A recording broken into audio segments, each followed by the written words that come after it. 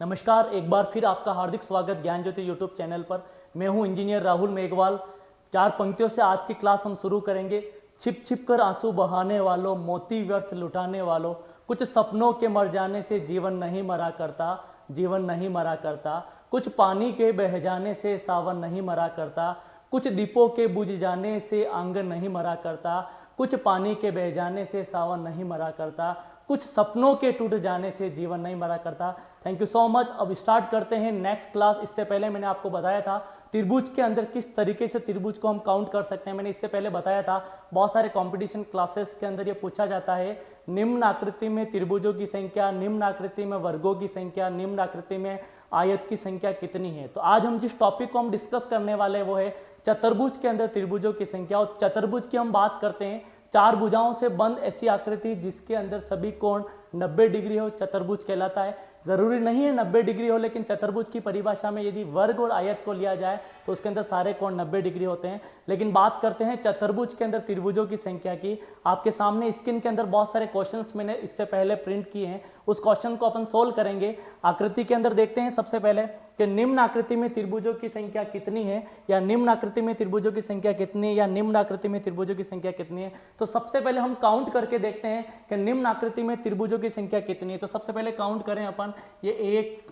2 3 4, यानी 4 छोटे छोटे त्रिभुज है। इसको इधर से मिला जाए तो ये 5, इसको इधर से इधर मिला जाए तो 6, इसको मिलाया जाए 7, इसको मिलाया जाए तो 8। इस तरह से इसके अंदर टोटल त्रिभुजों की संख्या जो हुई वो 8। इस तरह से इसको भी अपन डिस्कस करेंगे इसको। लेकिन प्रॉब्लम ये है कि इस आकृति के अंदर यदि त्रिभुजों की संख्या हमें निकालनी है तो हो सकता है हमारे लिए डिफिकल्ट हो। इसलिए डिफिकल्ट हो कि इसके अंदर यदि त्रिभुजों की संख्या हम काउंट करने लगे तो हो सकता है कि जो हमें क्वेश्चंस का टाइम मिला है with in the 30 second, 40 second, 45 second, उसमें ये क्वेश्चन सोल्व नहीं होगा। उसके लिए हम ट्रिक यूज करेंगे। ट्रिक को अपन को समझना है, कुछ नहीं करना है कि जितने इसके अंदर खंड है, खंड का मतलब ये 1, ये 2, 3, 4, जितने इस चतुर्भुज के अंदर खंड है उनकी संख्या को डबल किया जाए तो कुल त्रिभुजों की संख्या आती है। वापस बता रहा हूं कि मान लीजिए इसके अंदर 1 2 3 4 खंड है, 4 का डबल किया था 8। इस चतुर्भुज के अंदर टोटल त्रिभुजों की संख्या वो है 8। इससे पहले हमने काउंट करके निकाला तो भी उसका आंसर 8 गया।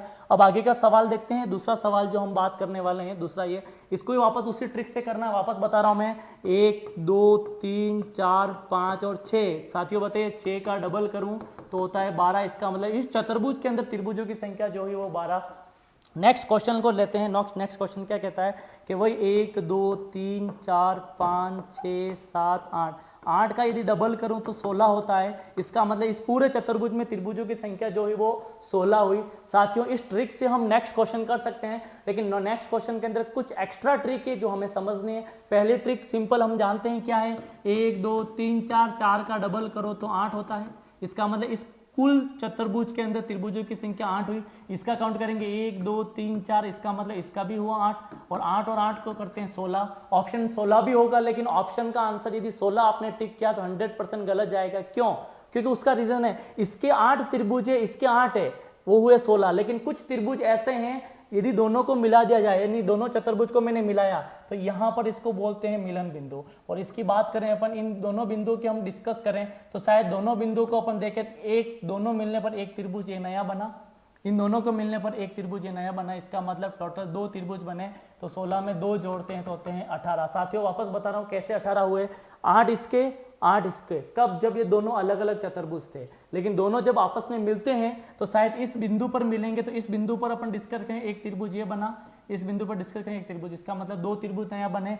8 8 16, 2 होता है 18। इसका मतलब इसका आंसर 18 जाएगा। इसी तरीके से साथियों एक ट्रिक मैं आपको बता रहा हूं, जब 2 चतुर्भुज आपस में जुड़ते हैं, और 2 चतुर्भुज आपस में जब जुड़ते हैं, यदि सिंगल लाइन पे जुड़े तो 2 त्रिभुज होंगे, और यदि डबल लाइन पे जुड़े इसका मतलब 4 त्रिभुज। कैसे होंगे वापस मैं बता रहा हूं कैसे, इसको अपन डिस्कस करेंगे। देखिए 1 2 3 4 5 और 6, 6 का डबल करते हैं तो होता है 12।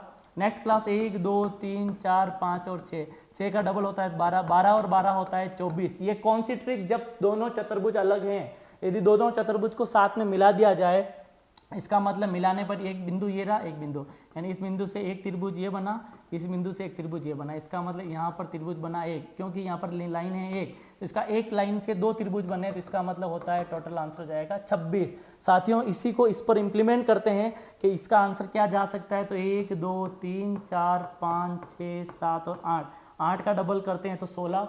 साथियों इसका देखते हैं 1 2 3 4 5 6 7 और 8, 8 का डबल करते हैं 16, और 16 को ऐड करते हैं तो होता है 32। इसका मतलब 32 त्रिभुज कब है, जब दोनों चतुर्भुज अलग है। लेकिन साथियों जैसे मैंने बोला दोनों चतुर्भुज को आपस में मिलाते हैं, एक सिंगल लाइन पर मिलेंगे तो दो त्रिभुज बनेंगे, और क्रॉस लाइन पर मिलेंगे तो चार त्रिभुज बनेंगे। कैसे, एक सिंगल लाइन ये रही और एक सिंगल लाइन, इसका मतलब दो डबल लाइन पे मिले।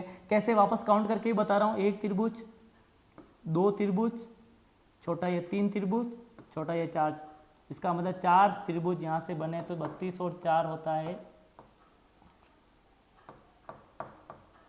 36। इसका मतलब इसका आंसर गया 36। नेक्स्ट क्वेश्चन को देखते हैं, बहुत सिंपल सी बात है, मैंने बताया 1 2 3 4 4 का डबल 8, 1 2 3 4 4 का डबल 8, 1 2 3 4 4 का डबल 8, 1 2 3 4 4 का डबल 8, तो 8 8 8 8, इसका मतलब 8 8 16, 8 24, 8 32।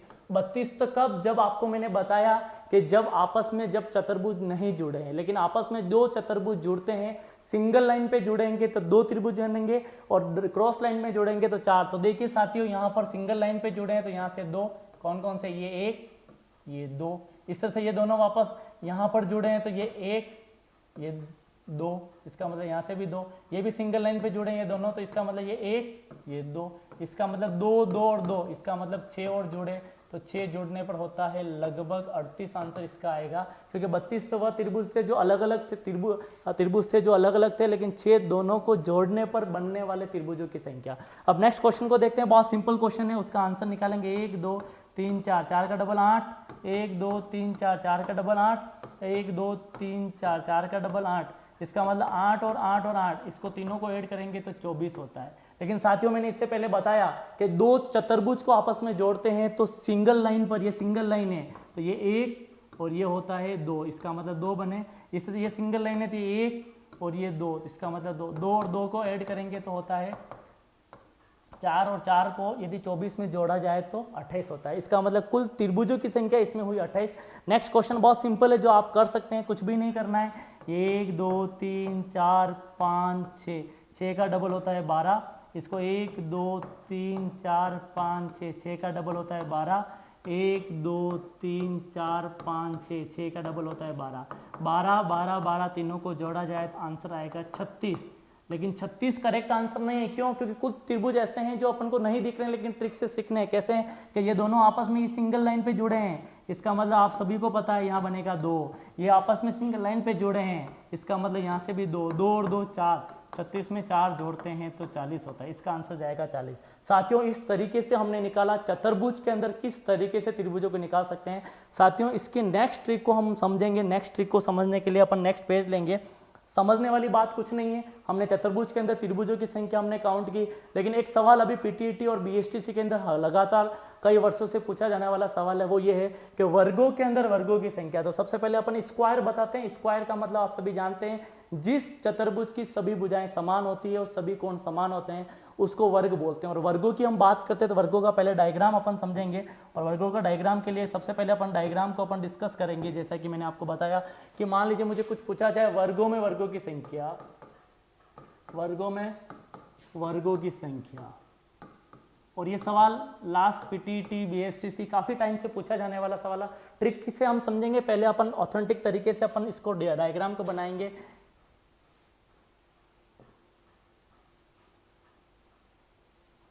ये डायग्राम बनाने के बाद आप इसको थोड़ा सा समझना पड़ेगा।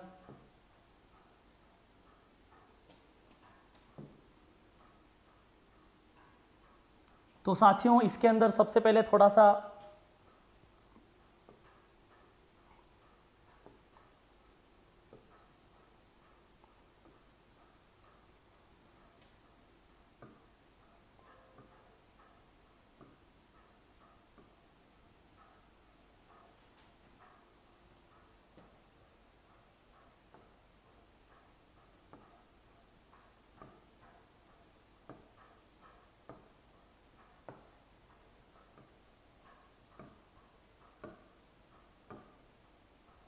बहुत सारे क्वेश्चन आपके बीच में, एक क्वेश्चन और बना देता हूं मेरी तरफ से।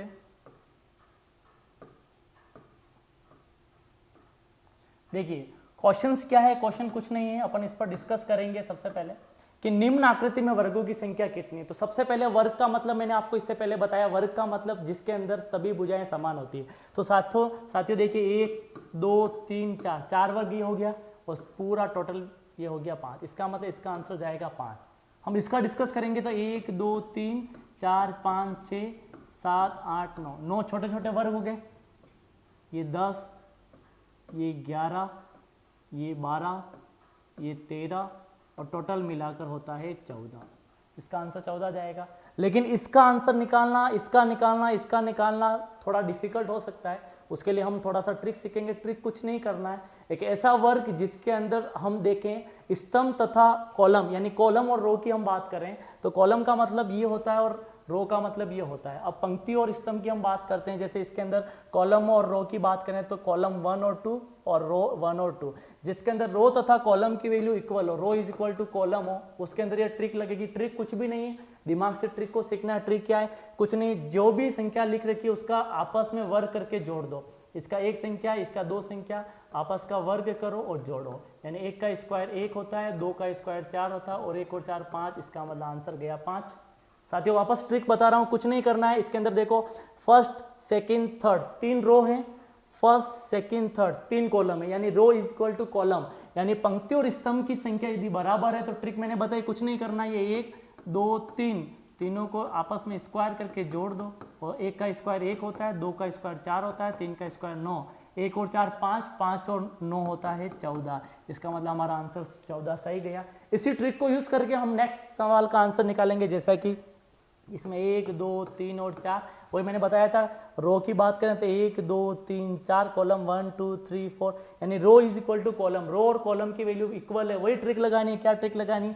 ये क्वेश्चंस बहुत इंपॉर्टेंट है, लास्ट पीटीटी में पूछा गया था। कुछ भी सवाल का आंसर निकालने से पहले ट्रिक को जरूर समझिएगा। 1 + 2 + 3 + 4, लेकिन आपस में स्क्वायर करके जोड़ना, सिंगल नहीं जोड़ना। 1 का स्क्वायर 1, 2 का स्क्वायर 4, 3 का स्क्वायर 9 और 4 का स्क्वायर होता है 16। 1 और 4 को जोड़ते तो 5 होता है, 5 और 9 को जोड़े तो 14 होता है, 14 और 16 को जोड़े तो 30 होता है। इसका आंसर गया 30। और ये क्वेश्चन पूछा गया है कि निम्न आकृति में वर्गों की संख्या कितनी, तो आंसर हम निकाल सकते हैं कि जितने भी रो है, जितने भी कॉलम है, यदि संख्या इक्वल है तो जितनी भी संख्या आपस में स्क्वायर करके ऐड करना है और ऐड करने के बाद जो नंबर्स आएगा वो नंबर टोटल नंबर आएगा। नेक्स्ट सवाल को अपन ट्रिक से कर सकते हैं, कुछ नहीं, ये सवाल सेम है, इसको डिफिकल्ट भी बना सकते हैं, लेकिन इसकी बात कर रहा हूँ। 1 2 3 4 5 6, 1 2 3 4 5 6 7 8। इसका मतलब इसके अंदर कुछ क्वेश्चंस के अंदर, इसके अंदर रो तथा कॉलम की वैल्यू इक्वल नहीं है, तो रो तथा कॉलम की वैल्यू इक्वल करने के लिए हमें कुछ भी नहीं करना। इस सवाल को अपन बनाते हैं।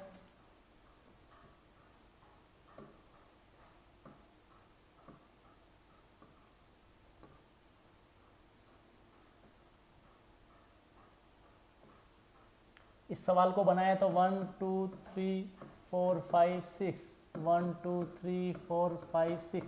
इसका मतलब रो इज इक्वल टू कॉलम, इसका मतलब रो इज इक्वल टू कॉलम होगा तो वही 1 square + 2 square + 3 square + 4 square + 5 square + 6 square.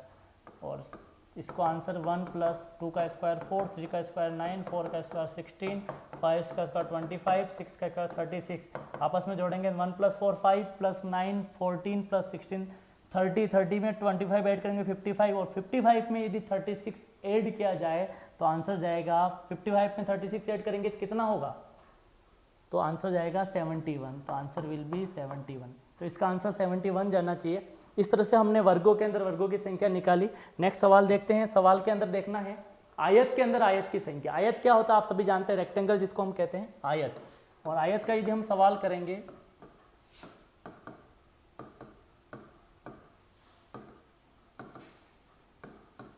आयत क्या होता है, कुछ भी नहीं होता है। इसको अपन डायग्राम को वापस बनाएं।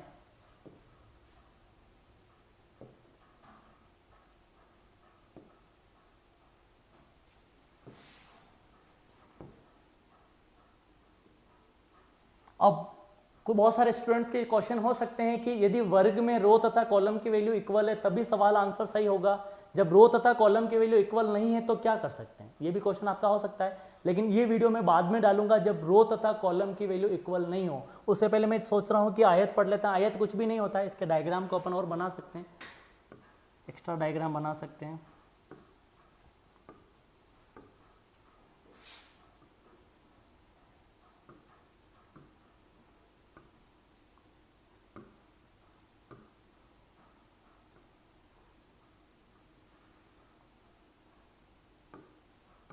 ये आपके पास कोई क्वेश्चन है जिसके अंदर पूछा गया कि निम्न आकृति में आयत की संख्या कितनी है। आप सभी को पता है आयत का मतलब होता है आमने सामने की भुजाएं समान। आमने सामने की भुजाएं समान का मतलब ये 1 2 3 और 4 आयत ये दिख गए। पांचवा आपको ये दिख रहा होगा, छठा ये आपको दिख रहा होगा, सातवां आपको ये दिख रहा होगा, आठवां ये दिख रहा होगा और नौवां ये पूरा। इसका मतलब टोटल इसके अंदर आयत की संख्या होगी 9। लेकिन आगे जाते हैं क्वेश्चन को सोल्व करने के लिए, इसको सोल्व करेंगे। लेकिन सोल्व करने का तरीका क्या है, तरीका कुछ भी नहीं करना है हमें, तरीका इसका आंसर निकालना है ट्रिक से। तो ट्रिक से आंसर निकालने के लिए कुछ नहीं, जितने रो है जितने कॉलम है आपस में जोड़ दो, आपस में गुणा कर दो। कैसे, रो इंटू कॉलम करना है। कैसे करना है, इसमें 1 है, दूसरा इसमें 1 है, ये 2 है, आपस में जोड़ेंगे 1 + 2 होता है 3 और इधर भी 1 + 2 करेंगे तो 3 और 3 को 3 से मल्टीप्लाई करते हैं तो हमारे इधर 9 होता है और आंसर भी हमारा आएगा 9। साथियों वापस बता रहा हूँ क्या ट्रिक है, कुछ भी नहीं, रो तथा कॉलम जो भी उसको नंबर्स दो, आपस में नंबर को ऐड करो और जो ऐड नंबर होने के बाद जो संख्या हमें प्राप्त होगी उसको आपस में मल्टीप्लाई करना है। और मल्टीप्लाई करने के बाद जैसे एग्जाम्पल फॉर दैट 1 + 2 ये आंसर गया 3, 1 2। तो साथियों नेक्स्ट क्वेश्चन हम डिस्कस करने वाले थे, निम्न आकृति में आयत की संख्या कितनी होगी। तो मैंने आपको बताया था ट्रिक, इससे पहले बता चुका हूँ। कुछ नहीं करना, जितने भी अपने पास रो है कॉलम है उनकी संख्या को आपस में जोड़ना है और जोड़ने के बाद जो संख्या हमें प्राप्त होती है उनको आपस में गुणा करना है। कैसे, आपस में गुणा करना है कैसे, इसको 1 नंबर, इसको 2 नंबर, 1 + 2 होता है 3, इधर जोड़ेंगे तो 1 2 3 और 4, तो जोड़ते हैं तो इसका आंसर आएगा 10। 10 का 3 से गुणा करेंगे तो आंसर जाएगा 30। तो साथियों इसके अंदर कुल आयत की संख्या जो होगी वो होगी 30। इस पर अपन इम्प्लीमेंट करते हैं 1 + 2 + 3 + 4, 1 + 2 + 3 + 4 यानी इसका आंसर गया 10। 1 2 3 और 4, 1 + 2 + 3 + 4 आंसर गया 10।